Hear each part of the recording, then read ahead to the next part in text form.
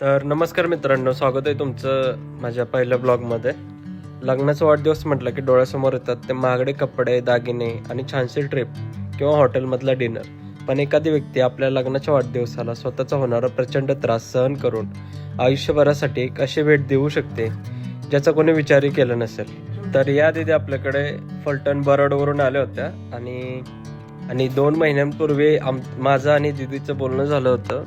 त्यांचा फोन आला होता. त्यावेळेस त्या मला बोलल्या की मला माझ्या मिस्टरांचा फेस टॅटू बनवायचा आहे. त्याच्यानंतर मला वाटलं की ते 2-3 दिवसानंतर येतील, बट त्यांनी 2 महिने वेळ घेतला. 2 महिने ते कंटिन्यू आपल्या इन्स्टावरती आपलं काम बघत होत्या.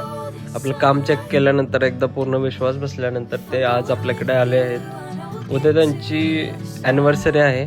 त्यांच्या लग्नाला 8 वर्ष पूर्ण झालेले आहेत. तर या ॲनिव्हर्सरीला ते त्यांच्या मिस्टरांना त्यांचा फेस गिफ्ट म्हणून देणार आहेत.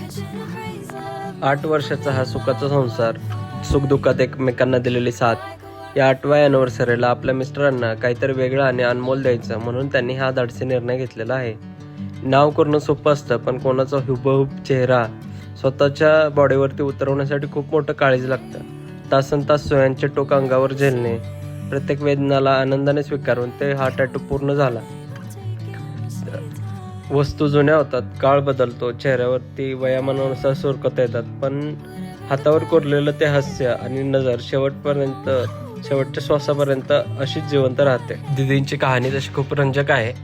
दिदी सकाळी फलटणला येऊन त्यांच्या कामावरती रिपोर्टिंग करून कामावरून स्टुडिओला आल्या होत्या, जेणेकरून त्यांच्या मिस्टरांना समजू नये की त्यांनी टॅटू बनवलंय त्यांच्यासाठी. त्याच्यानंतर त्या इथून बसने प्रवास करून रिटर्न जाणार होत्या त्यांच्या घरी. जेव्हा क्लायंट आपल्यावर विश्वास ठेवून लांबून येतात तेव्हा मलाही खूप छान वाटतं. आपल्याकडे असे खूप लांबून क्लायंट येतात, जसं की पुणे, अकलूज, बारामती, इंदापूर.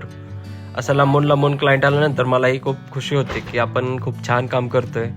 कालांतराने टॅटूवर झालेला खर्च कोणाच्याही लक्षात राहत नाही, पण तो हातावर असलेला टॅटू प्रत्येकाच्या लक्षात राहतो.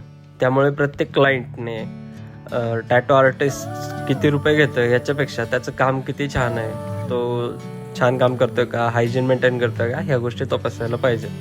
केवळ हा एक फोनने सुरू झालेला प्रवास आज एक टॅटू म्हणून पूर्ण झाला. आमच्या कलेवर आणि स्टुडिओवर कामावर एवढा विश्वास ठेवल्याबद्दल दिदींचे मनपूर्वक आभार आणि दिदींना लग्नाच्या वाढदिवसाच्या हार्दिक शुभेच्छा.